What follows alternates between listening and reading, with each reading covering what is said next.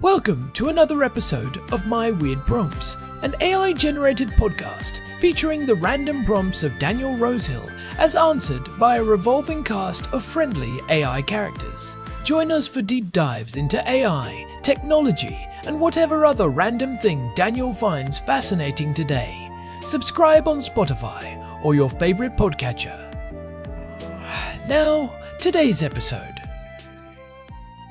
This episode was generated using artificial intelligence. Please verify facts.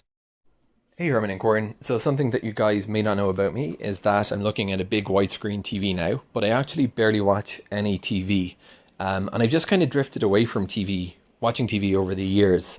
I guess when stuff like YouTube and Netflix became affordable and filled with interesting content, I stopped seeing any purpose or place for television. Now I know some people who are into stuff like sports, that's the only way to watch it, and some people just enjoy watching conventional television. But my use of screens, if I have a TV screen, I don't even think about a TV plan. My brain immediately jumps to, okay, maybe I can get like a Kodi box or Ubuntu, and I'll just use this to watch Netflix. That's my normative way for watching what I would still call TV, I guess. But it's not using television. My question, and I don't know why I never thought about this before, but I was thinking about the different, looking at the different communications networks. We just talked about the emergency alerting system in Israel. I never actually stopped to think, what is TV broadcast on? We remember, I was actually looking at teletext.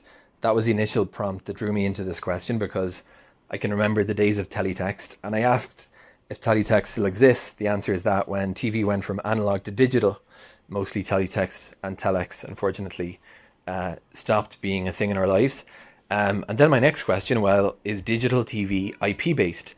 I always assumed that if we're getting hooked up today, it's some kind of an internet-based product that goes back to, you know, the boxes, especially in Israel, where we see a big crossover between internet service providers and TV providers. Commonly you'll purchase like a package that'll get you TV plus internet. So I always assumed that these were just different sort of service deliveries being done through the same backbone, which we've talked about in many episodes. The fascinating subject of how the internet actually works in terms of the cabling and protocols holding it together. And not so. So I was really interested to learn about this, because we talked about atomic clocks the other day, how there's these crazy long wave networks for controlling time globally, and for TV as well there's its own kind of fiefdom. And I'm just trying to read here what it was telling me about some of the foundational information here. DVB-T to DVB-T2 HD 4K. So I'm so out of loop with what's going on in the world of TV that I don't even know, if you order a TV subscription today, what kind of a thing you get in your house to pick it up on. But when that goes back, it said that it is usually wired if you're signing up for TV today, at least here in Israel. And it's going back to their network, not over an IP network. Now my questions, Herman and Corin, I asked this question because I always assumed that the natural evolution of technology is towards consolidation. That it doesn't make a lot of sense for us to have these lots and lots of different standards for, this is how we get the internet, this is how we sync up our clocks, this is how we do TV. I've been assuming for years that, especially the rise of VoIP, that when we're putting down all this fiber optic cable today, we're doing so because we've agreed or decided that this is going to be the way we deliver information around the world. But it doesn't seem to be the case that there is actually this massive rush to move away from TV, from DBT, and that it's got some advantages over the internet, and that the redundancy is part of the factoring here, that we don't want to have everything baked dependent on the reliability of these fiber optic cables, because then they become a single point of failure. But Herman and Corin, I'd love to know firstly, just at the technical level, what is this DBT thingy majiggy? Sorry to sound like such a Dudley, old-fashioned 90s child who grew up with teletext. What is this actual, like, how much does it differ from if television was distributed through IP over an IP based network, and is there going to be this migration towards IP based television for everything? And I would say an even larger question, besides the actual networking, is does this delivery model of we have TV stations packaged up through these plans that people sell us, does that even have any future in the world of streaming? Like, besides the network, if there's no one actually who wants the packages, the question of how the subscriptions are going to be delivered to your home is irrelevant because there's just not demand anymore. So that's the broad question. Is there going to be a replacement towards IPTV, or even if there is, would that just be a stopgap toward the ultimate obsolescence of television subscriptions as we know them? Herman and Corn, I leave it here in your capable hands in today's episode of My Weird Prompts. Hey everyone, welcome back to My Weird Prompts. I am Corn, and I am sitting here in our living room in Jerusalem with my brother. It is a beautiful, relatively clear evening outside, but we are currently staring at a very large, very dark rectangle in the corner of the room. Herman Poppleberry, at your service. And Corn, I have to say, looking at that television, it is funny how much of a centerpiece it remains in most homes.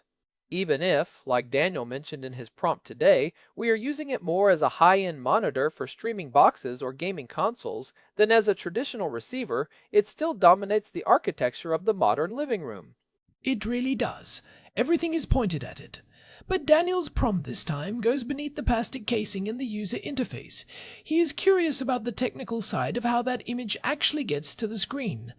He wants to know about the DVB-T and DVB-T2 standards, how they differ from IP-based television, and whether the whole concept of a packaged television station is just a dinosaur waiting for the meteor to hit. Oh, I love this. It is one of those technologies that is literally all around us.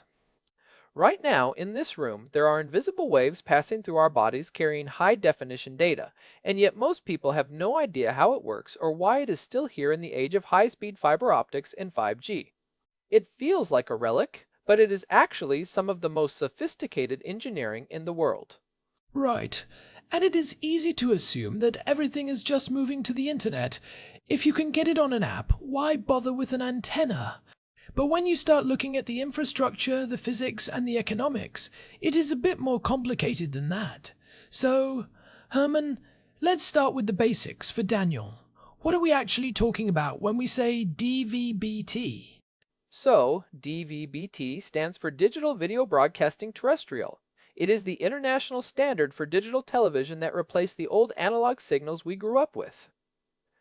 You remember the snowy pictures, Corn? The way the image would ghost or roll if the wind blew the antenna the wrong way.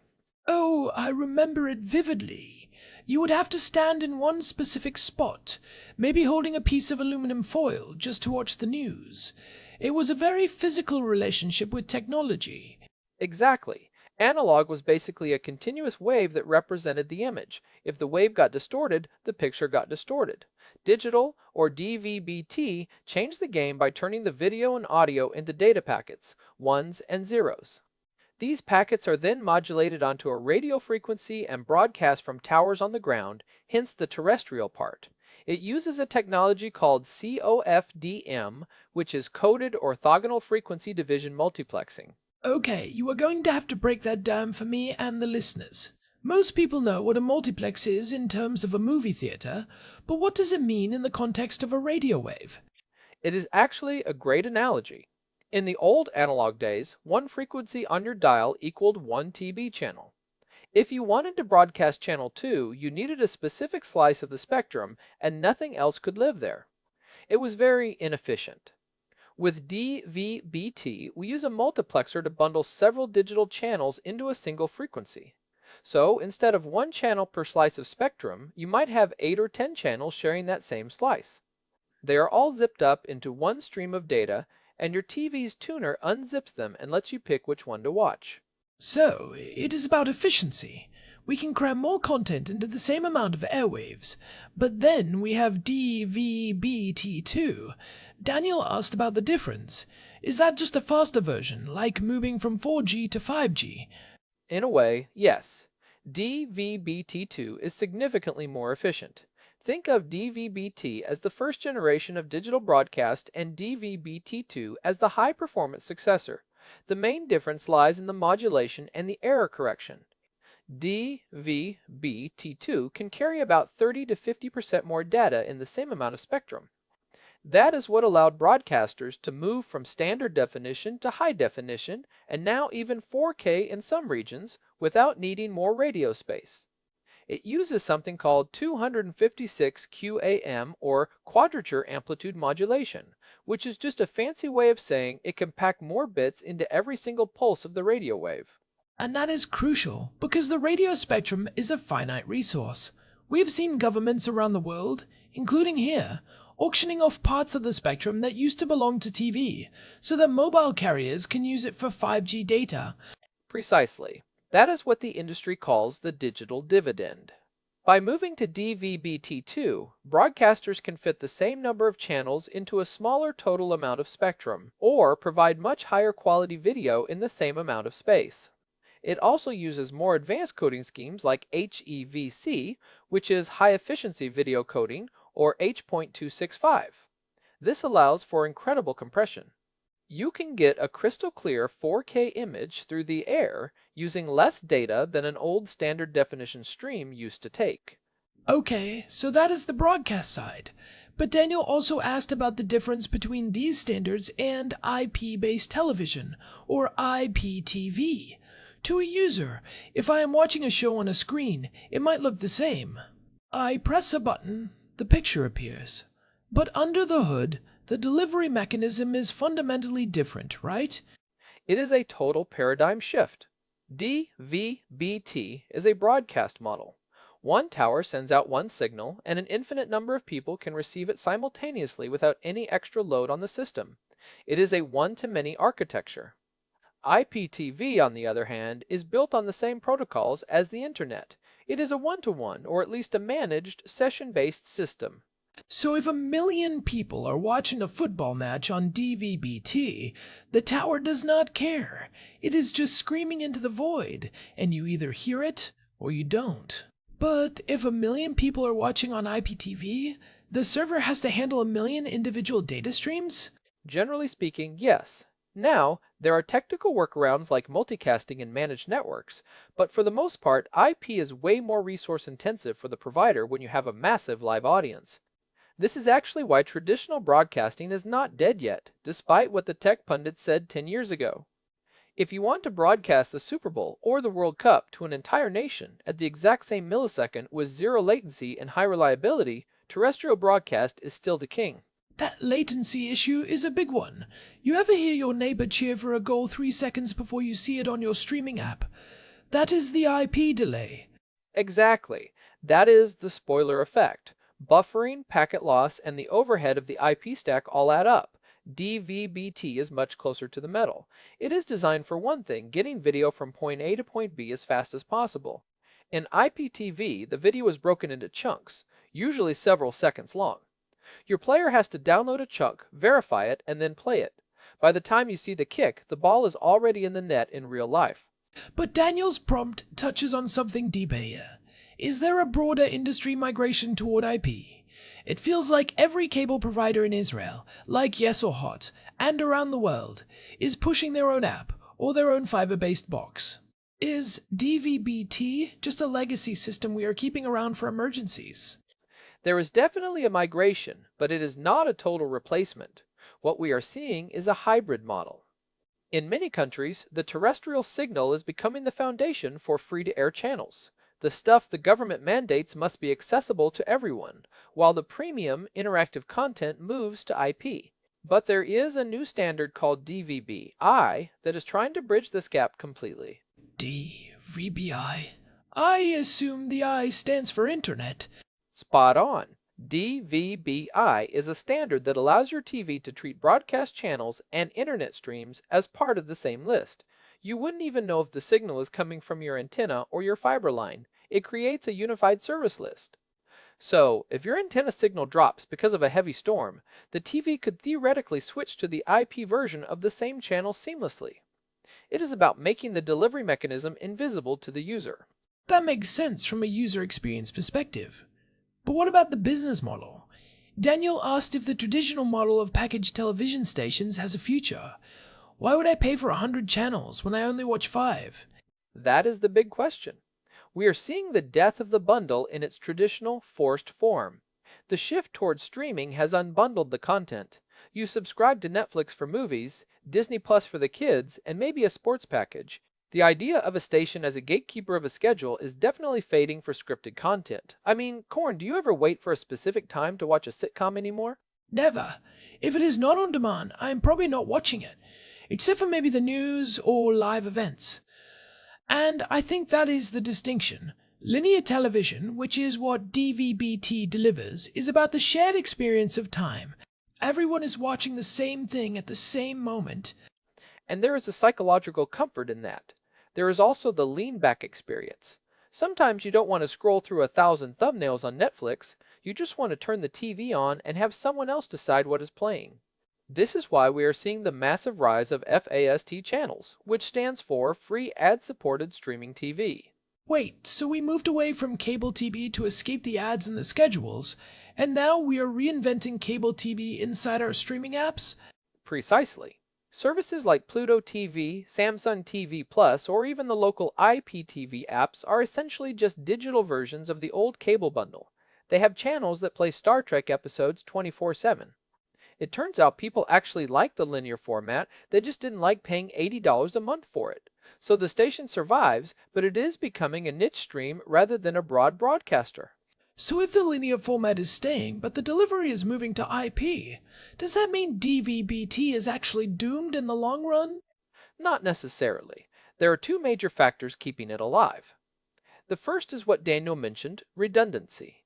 If there is a major cyber attack or a massive failure in the fiber backbone, the internet goes down. But a terrestrial broadcast tower is a very simple, robust piece of infrastructure. In a national emergency, you want a way to reach the entire population that doesn't rely on the complexity of the global internet. That is a great point. It is the same reason we still have AM and FM radio. It is part of the essential civil defense infrastructure. If the grid is stressed, a battery-powered radio or a small portable TV with an antenna can still get information. The second factor is the cost of data. In many parts of the world, unlimited high-speed internet is still a luxury or simply unavailable. Broadcast TV is free once you have the antenna.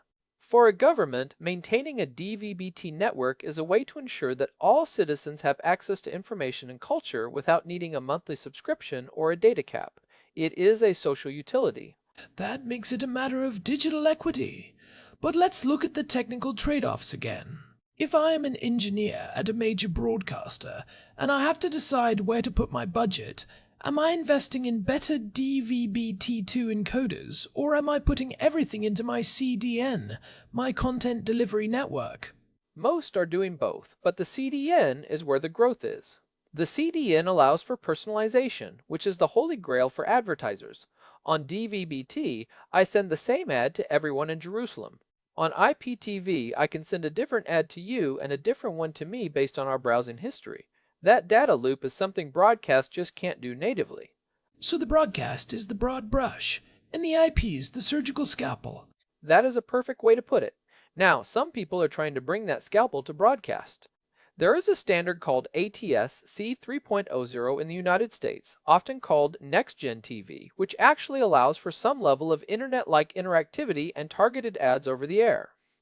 It uses a different technology than DVB-T2, but the goal is the same, making broadcast competitive with IP. It even allows for triggering an app on your TV via the broadcast signal.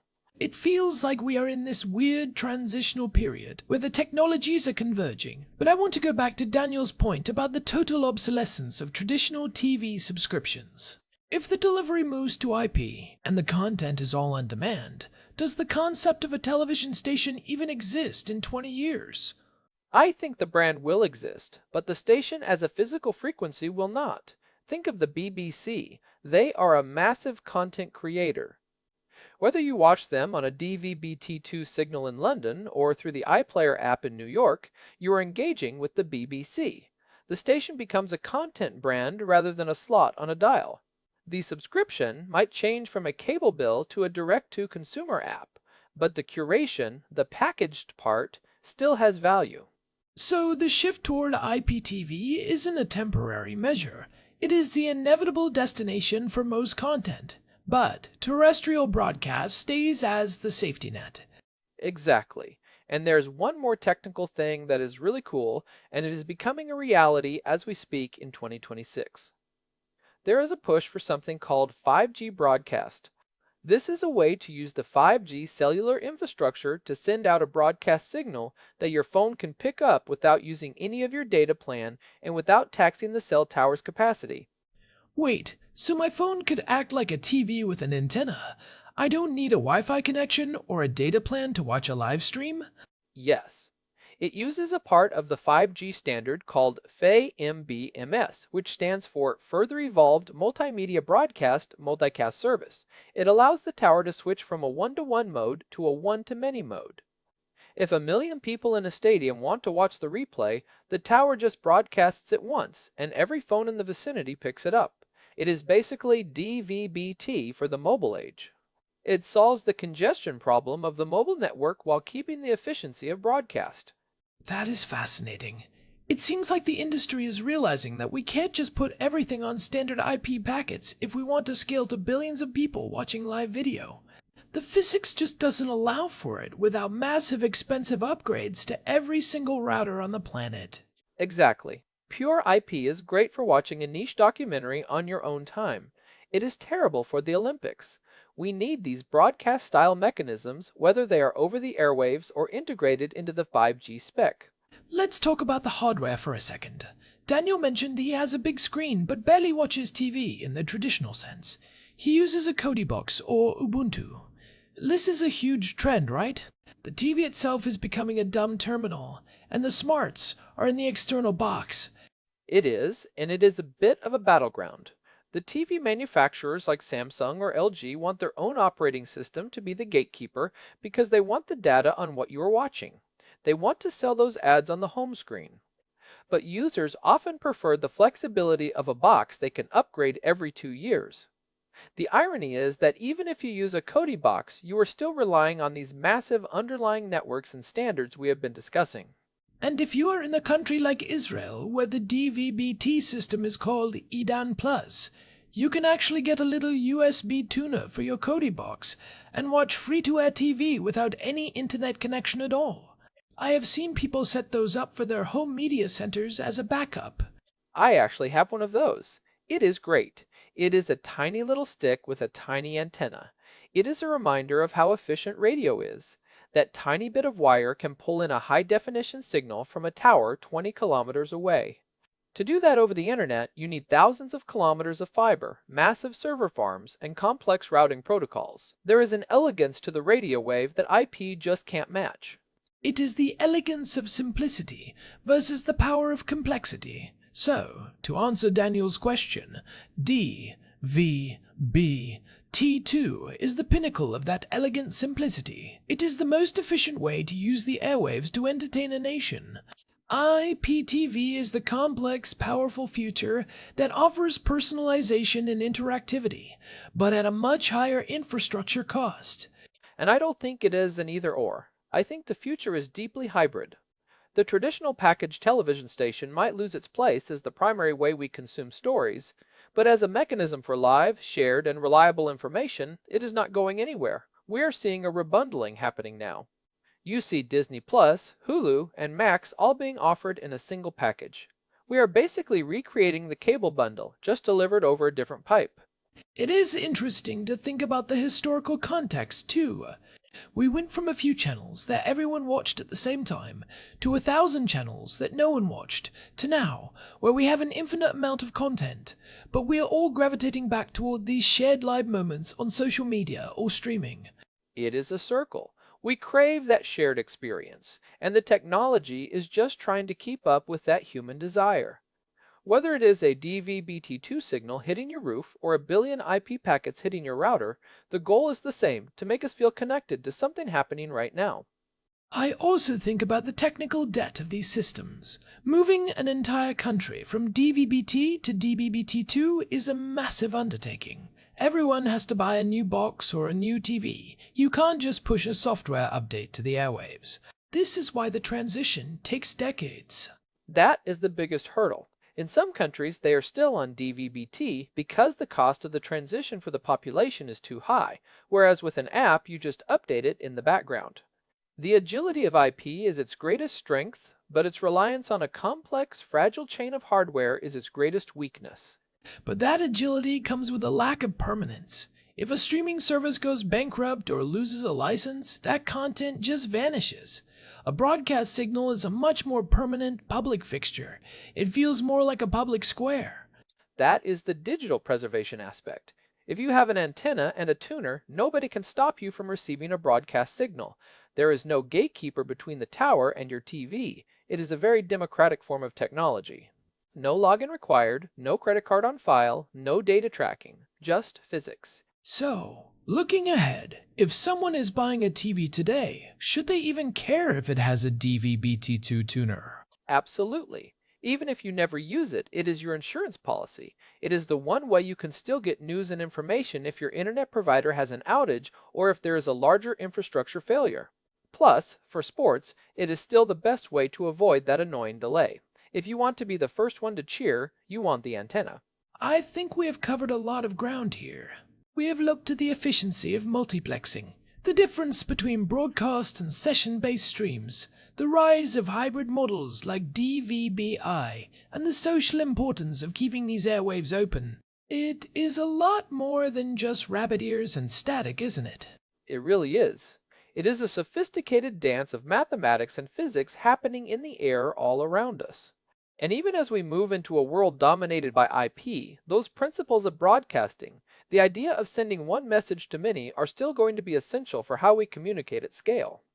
Well, I think that is a perfect place to wrap up the technical deep dive. Daniel, thanks for the prompt.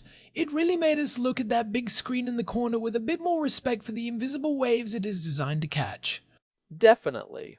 I might even go dig out my old antenna just to see what the DVB-T2 signals look like in Jerusalem today. I hear there are some new 4K tests happening on the experimental multiplexes. And to our listeners, if you've been enjoying these deep dives into the weird and wonderful world of technology and beyond, we would really appreciate it if you could leave us a review on your favorite podcast app. It really helps other people find the show.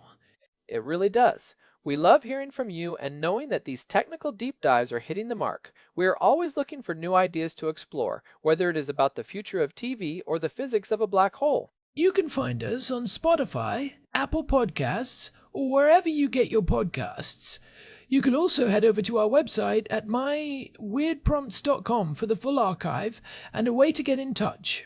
Or just shoot us an email at show@myweirdprompts.com. We read every single one. This has been My Weird Prompts. Thanks for listening, and we will talk to you in the next one. Goodbye, everyone. Bye. This episode was generated using Gemini Flash 3. Text-to-speech engine was Chatterbox.